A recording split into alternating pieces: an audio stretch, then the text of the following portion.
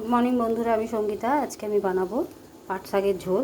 দেখো, পাট শাক তো অনেক রকমভাবে খেয়েছো, কিন্তু একবার এইভাবে বানিয়ে খেয়ে দেখো, খুব ভালো লাগে। গরমকালে তো খুবই উপকারী শরীরের পক্ষে, পেট ঠান্ডাও থাকে।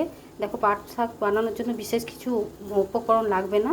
আমি পাট শাকটাকে ভালো করে ধুয়ে দেখো কেটে নিয়েছি, ছোটো অল্প ছিঁড়ে ছিঁড়ে নিয়েছি, হাতে করেই কেটে নিয়েছি। আর এদিকে আমি সামান্য পরিমাণে হলুদ আর নুন আর শুকনো লঙ্কা আর রসুন নিয়ে নিয়েছি ফোড়ন দেওয়ার জন্য, আর কিচ্ছু লাগবে না। আর এইদিকে আমি জল গরম বসাতে দিয়ে দিয়েছি। জলটা দেখো ফুটে গেছে, ভালো মতন ফুটতে হবে। এরপর আমি দিয়ে দেবো শাকগুলো। দেখো বন্ধুরা, সমস্ত শাকগুলো আমি দিয়ে দিলাম। ভালো করে আমি ধুয়ে রেখেছি, শাকগুলো সব দিয়ে দিলাম। এবারে নুন হলুদটাও দিয়ে দেব।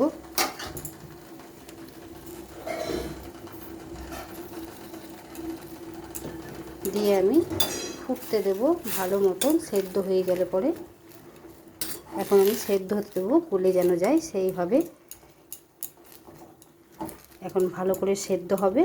শাকটা সেদ্ধ হয়ে গেলে আমি তখন রসুনটাকে আর থেতো করে নেব। নিয়ে রসুন আর শুকনো লঙ্কা দিয়ে আমি ফোড়ন দিয়ে নামিয়ে দেবো। আর খেতে খুব ভালো লাগে গরমের দিনে।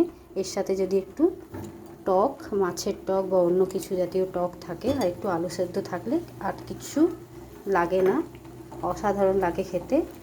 আমার তো খুব ভালো লাগে। আর তোমাদের কার কার পাট শাকের ঝোল ভালো লাগে অতি অবশ্যই জানাবে কমেন্ট করে। আর বন্ধুরা, যারা পাট শাকের ঝোল বানাতে জানো না তাদের জন্য বিশেষ করে, পাট শাক তো ঝোল মোটামুটি অনেকেই পারে, আর যারা জানো না তাদের জন্য এই রেসিপিটা।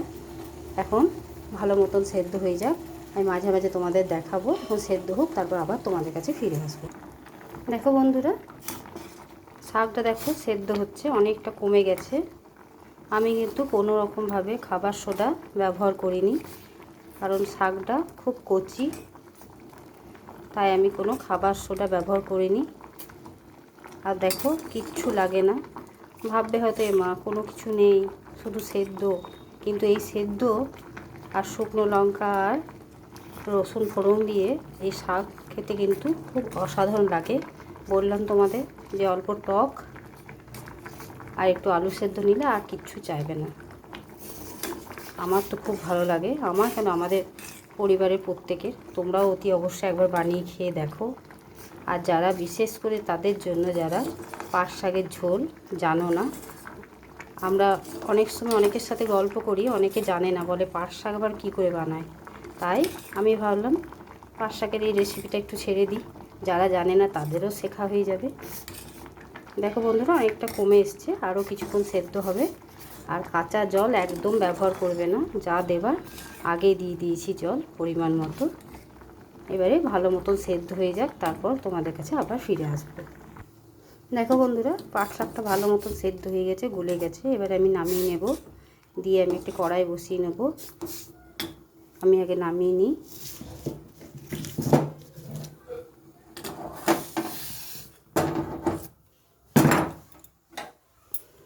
এরপর আমি একটা কড়াই চাপিয়ে দিলাম। কড়াইটা হালকা গরম হোক, তারপর আমি সর্ষের তেল দিয়ে দেবো। দেখো বন্ধুরা, কড়াইয়ে তেল দিয়ে দিয়েছি, তেলটা গরম হয়ে গেছে। এবারে আমি রসুন আর শুকনো লঙ্কা দিয়ে দিলাম। রসুনগুলোকে আমি থেতো করে নিয়েছি। এবারে আমি রসুনগুলোকে একটু লাল করে ভেজে নেব।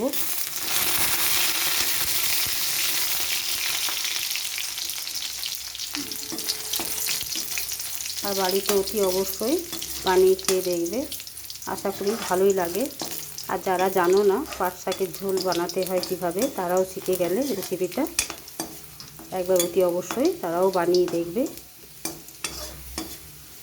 অনেক রকমভাবে পাট শাকের ঝোল হয়, মসুর ডাল দিয়েও হয় পাট শাকের ঝোল। আমি আজকে শুধু পাট শাক দিয়ে ঝোল বানানো দেখালাম পাট শাকের, আরও অন্য কোনো দিন মসুরির ডাল দিয়েও দেখিয়ে দেবো। দেখো বন্ধুরা, রসুনটা মোটামুটিভাবে ভাজা হয়ে এসছে। এবারে আমি শাকটাকে কড়াইয়ে দিয়ে দেব। দেখো বন্ধুরা, কড়াইয়ের মধ্যে আমি শাকটা দিয়ে দিয়েছি।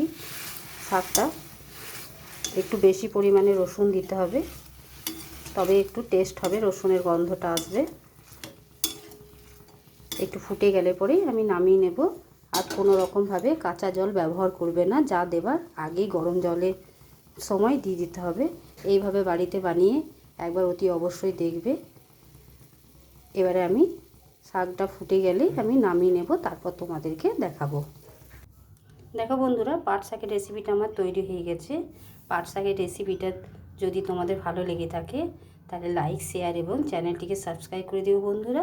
আর অতি অবশ্যই বাড়িতে খেয়ে দেখো আর সবার সাথে শেয়ার করে দিও। এখনকার মতন এতটুকুই, কালকে আবার অন্য কোনো রেসিপি নিয়ে তোমাদের কাছে হাজির হব।